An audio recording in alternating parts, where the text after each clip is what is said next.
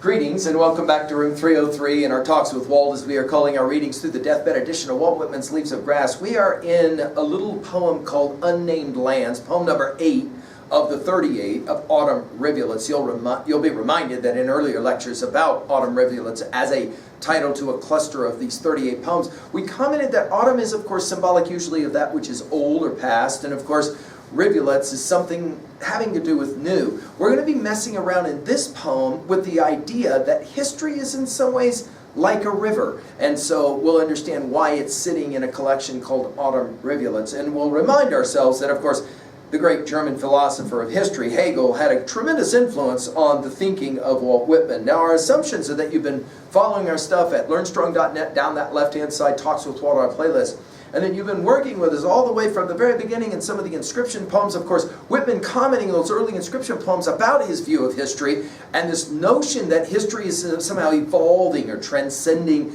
and including, to use the integralist language. We'll come to that integralist language in this poem. We have given a set of introductory comments on Autumn Rivulets that I'm hopeful that you have already studied with me. And of course, we just finished with Foiled. Now, our Nortons will tell us about this poem that it was first published in Leaves of Grass 1860 under its present title. The earlier texts will tell us that successive texts indicate moderate revision, an early prose manuscript of factual backgrounds. For example, Trent argues the most immense part of ancient history is altogether unknown, contains several lines later used in the poem. However, the real theme of the poem is not the past existence of unnamed lands and civilizations, but the poet's faith that they are somehow perpetuated. And we'll be paying attention to this idea of historical legacy and what that means. We'll begin with some exaggeration of numbers, and we've seen this already. Nations 10,000 years before these states. You'll maybe remember this when we come to He Who Learns My Lesson Complete. Before these states, you'll remember that phrase was the last phrase of the last poem of Memories of Lincoln. Nations 10,000 years before these states, and many times 10,000 years before these states, garnered clusters of ages. It's interesting that he loves to use this word clusters. It's a growth kind of term as well. Obviously, Leaves of Grass. Garnered clusters of ages that men and women like us grew up and traveled their course and passed on. In other words, transcending and including. This notion of passing on is fascinating because it can mean death, but it can also mean the handing on of historical and cultural stuff. And then we're going to get 10 whats here. What vast built cities. And this takes us back to There Was a Child Went Forth. And you'll remember that as the child begins to ask questions, well, obviously one of the questions is the question of history. That which came before, right? What vast built cities. What orderly republics. We think obviously of our Plato's republic. What pastoral tribes and nomads. That phrase you'll maybe remember from Song of the Broadaxe, number 7. What histories, rulers, we're back to our word heroes, perhaps transcending all others. Now this use of the word perhaps takes us to our big 5 and the etymological notion of fallibilism. In other words, Whitman is not completely convinced, but perhaps there was some sense of transcending. And here, of course, Whitman as integralist and our love in 303 of Ken Wilber, the great American philosopher, and the idea of transcending and including. I think in some regards, Whitman is way ahead of his time when he thinks about the ways in which culturally there is this transcending. Perhaps, right? Perhaps. What? Notice now we get 5. Laws, customs, wealth, arts, traditions. We'll qualify all this as culture, obviously. What sort of marriage? What customs? What physiology and phrenology? You'll maybe remember this from Ontario's Shore Passage number 12, where that same construction was provided. What of liberty and slavery among them? And obviously we've commented already about Whitman's dance with the idea of slavery as being a part of the American experiment, and yet something that had to be transcended as well. What they thought of death and the soul. Go back to Song of Myself, passage 48, to hear his view of that. No amount of terms, no array of terms can explain how much I am at peace about death and God. Who were, again, talking about people of the past, witty. This is the only use of witty in all Leaves of Grass. I find that fascinating. And wise. Who beautiful and poetic. Who brutish and undeveloped. We're going to get to this brutish thing when we meet the poem Prayer of Columbus, and one of the more controversial poems in all Leaves of Grass. Not a mark, not a record remains, dash, and yet all remains. By the way, you'll remember from Shelley's Ozymandias, we talked about it, we've given a full lecture on it at learnstrong.net, but nothing besides remains. It's fascinating to read that poem against this poem. Oh, now the transition. I know. Now we're going to get from I know a couple of times to I believe. So it's be interesting epistemologically to watch how he plays this game. I know that those men and women were not for nothing any more than we are for nothing. In other words, we're back to teleos, we're back to purpose, and obviously the sustained theodicy of leaves of grass as we've been commenting on it. I know that they belong to the scheme of the world. It's fascinating the way he uses this word scheme. You'll maybe remember it as well in Crossing Brooklyn Ferry, passage 2. The scheme of the world, every bit as much as we now belong to it. In other words, history, and again, he learned this from his Hegel, history is somehow this cyclical kind of thing that happens, and it's all a scheme. There's purpose behind it. There's teleos behind it. Afar, they stand. It's interesting the way he uses this language. Yet, near to me, they stand. In other words, all of those who came before, I am a part of all that I have been, is the way Tennyson says it in Ulysses, as we've commented elsewhere. And then 7 times now the word some. Some with oval countenances, learned and calm. Some naked and savage. There will be some who see this as being potentially racist language, right? Some naked and savage. Some like huge collections of insects.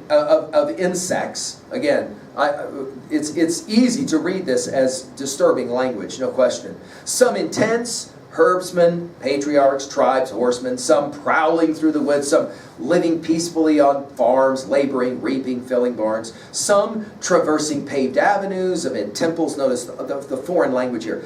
Temples, palaces, factories, libraries, shows, courts, theaters, wonderful monuments. And then he has 4 interesting rhetorical questions. Are those billions of men, I told you guys about his inflated numbers, right? Are those billions of men really gone? Takes us back to Song of Myself, passage 46, right? Are those women of the old experience of the earth gone? Do their lives, cities, arts rest only with us? Did they achieve nothing for good for themselves? It's a fascinating question. In other words, all that's happened before, has it just happened to produce us? Or were they in their own right legitimate? It's a fascinating question, and obviously I think his argument would be, you can answer yes to both, right? Now we go from I know to I believe for 2 times. I believe of all those men and women that fill the unnamed lands, obviously now we're back to the title here, unnamed lands, everyone exists this hour here or elsewhere, invisible to us, in exact proportion to what he or she grew from in life and out of what he or she did. Notice the use of the word grow here to take us back to leaves of grass, right? Notice, in exact proportion to what he or she grew from in life and out of what he or she did, felt, became, loved. Interestingly, again, using this word said, back to Death House, in life. I believe that what was not the end of those nations, or any person of them. I've made this argument to you guys before. By the way, not the end is only used 1 time as a phrase, and it's here. I believe that was not the end of those nations, or any person of them, any more than this shall be the end of my nation or of me. I've argued that T.S. Eliot, and we're going to work with him twice here, T.S. Eliot was very influenced by Walt Whitman. I've made this argument repeatedly, and I think in his final 4 quartets in Little Gidding 5, you'll remember that he said what we call the beginning is often the end, and to make an end is to make a beginning. The end is where we start from. I think this idea is being represented here for us, no question. I believe that was not the end of those nations, or any person of them, any more than this shall be the end of my nation or of me. Of their, notice now we're going to get 13 here in this list, of their languages, governments, marriage, literature, products, games. It's interesting that he uses the word games. Wars, manners, makes us think of Tennyson's Ulysses, manners, climates, councils, governments, myself not least, but honored of them all. It's possible that that list from Tennyson's Ulysses is what is the genesis for this here. Manners, crimes, prisons, slaves, coming back to the idea of slavery that he mentioned earlier. Heroes, he'll use the word again. Poets. And then we get 3 I suspects, which takes us, of course, From I know to I believe to I suspect. Again, epistemological fallibilism. I suspect their results, curiously, I told you guys, he loves that word, await in the yet unseen world. Notice earlier it was invisible to us, now it's the unseen world. Counterparts of what accrued to them in the seen world. I suspect I shall meet them there. I suspect I shall there find each old particular of those unnamed lands. Back to T.S. Eliot. I think very influenced by this idea. You'll remember in The Hollow Man at the conclusion of part 1, those who have crossed with direct eyes the depths of their kingdom, remember us if at all, not as lost violent souls, but only as the hollow man, the stuffed man. That, of course, is a more negative rendering of this idea that sitting out there beyond is your great-great-great-great-great-grandma waiting to have a conversation with you. And when she looks at you with her direct eyes, as opposed to eyes that kind of are cast down, back to that poem, the last poem, Revolutionary, the failures who are looking down at the ground, with direct eyes, we don't want to have that conversation, as we commented in our lecture on the Hollow Man. We're made uncomfortable by the idea of having to die and possibly going and meeting those who have come before, especially those directly in our lineage, and have to say to them, yeah, but you don't understand, great-great-great-great-great-great-grandma. It's so hard, the life that I have to live. And she just kind of looks at us and goes, hard? Are you serious with me right now? I think this is, but here notice, this is a more positive rendering of that idea. I suspect I shall meet them there. I suspect I shall there find each old particular of those unnamed lands. Now, what I find fascinating about this idea is that we play this out, which is one of the reasons that we call this series of talks with Walt. In other words, he's here. He's here. The moment that we're playing this game with his set of lines, he somehow has been brought to the present, and I find that a fascinating idea. And I think, as we talked about it with Brooklyn Ferry, I think Whitman very much believed in that idea that, no, I don't go away with my death, especially because I've left behind this amazing collection of poetry for you, right? And for me, obviously. At 3A, at 2A, what will we say here about messages? Well, I think he's arguing that all culture and civilization in that regard is cumulative. It's all built on each other, right? And at 2B, I love the repetition of the words what and some as it's used. At 3A, we mentioned, of course, T.S. Eliot, and we mentioned Tennyson. But here, I want to mention Isaac Newton, because it's that great line from that letter that he wrote in 1675 to Hooke, the great scientist. He said, if I have seen further than others, it is by standing upon the shoulders of giants. And I think culturally we can argue this as well, which leads us finally to this question for you, or a couple of them. Is it true, do you think, that culture or nations are actually built or grow out of a previous nations? And to what degree do you feel comfortable with that idea? And then finally, on what or whose shoulders of giants are you now standing? And is it possible that maybe now for you, reading this far into Leaves of Grass, Whitman is one of those giants? I think that's probably the case. Thank you.